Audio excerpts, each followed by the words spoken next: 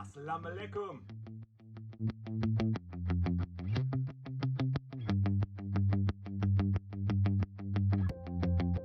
Welcome back to Three Guys English.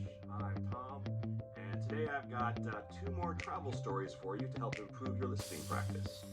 Today's stories are going to be about my first trip to Egypt, and specifically the Egyptian sense of humor. Egyptians have a really funny, quirky sense of humor, and it always makes my trips there a lot of fun. So, all right, without further ado, let's get into the first story. All right, so in 2006, I went to Egypt for the first time with Simon and my girlfriend at the time, and we were also going there to visit his mom, who had married an Egyptian named Ahmed.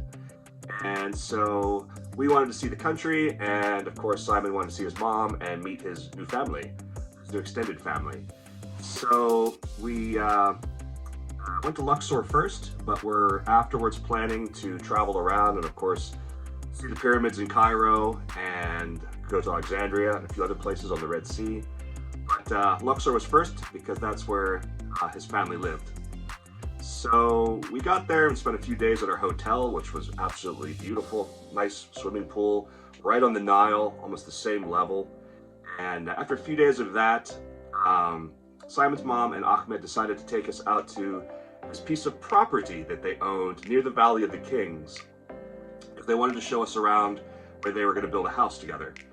And so in the afternoon, we went out there. It was absolutely beautiful. We had something to eat, walked around, and watched the sunset over the Valley of the Kings, which was absolutely amazing.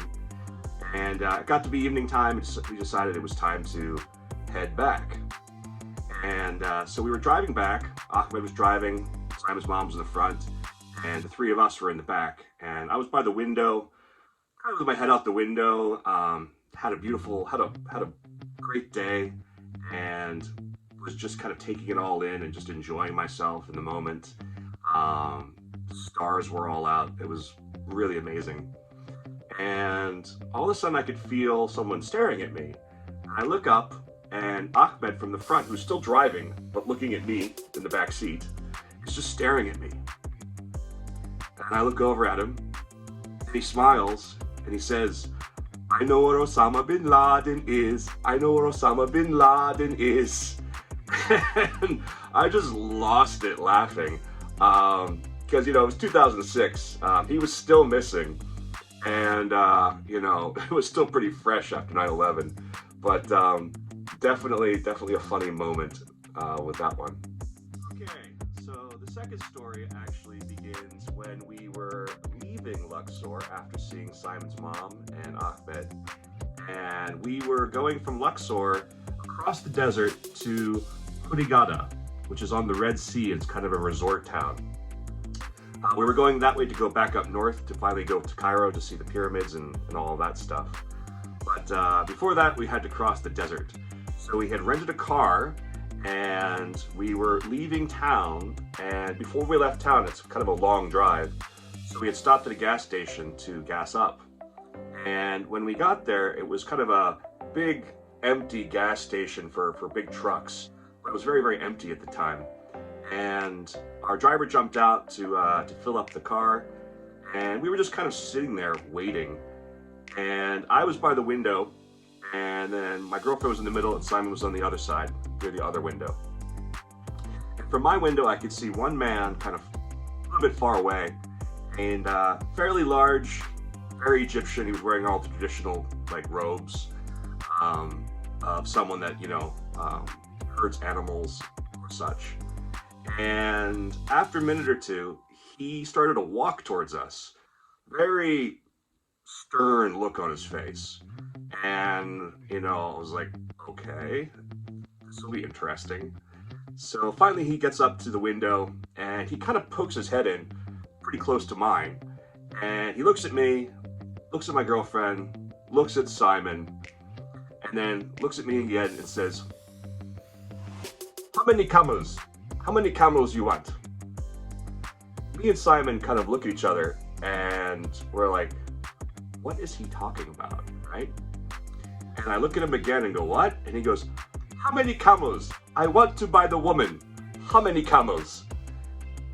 And suddenly a stern look turned into a smile, and me and Simon realized that he was joking. And the three of us immediately just busted out laughing. And my girlfriend, her English was okay, but not perfect. So she was still a little bit confused about what was going on. And, the three of us had a good laugh about it. And finally, he smiled, he walked away. And my girlfriend was like, what happened? What happened? And I said, oh, he asked how many camels. He wants to buy you. And she looked at me and goes, don't sell me. And we're like, it's fine. We're not actually going to sell you.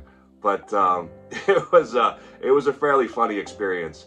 And something we learned from that was that Egyptian guys are rather fond of small Asian women. That was one of our first of many experiences like that, but definitely one of the funniest. Hey, all right guys, thanks again for listening to my travel stories. I hope you found them a little bit funny and that they helped to improve your English a bit. So if you had any problems understanding what I said, or if I talked too fast, don't forget you can check down below. I have both of the scripts for both of the stories down below, and you can read through them and listen to it again, okay? Also, if you have any funny stories from your travels overseas, I'd love to hear them. So be sure to go ahead and put those down in the comments below, all right? So as always, if you like the videos, hit that like button, subscribe, and hit the notification bell so you don't miss any of our videos as they come out every week, okay? All right, guys, thanks very much, and I will see you in the next one. Bye.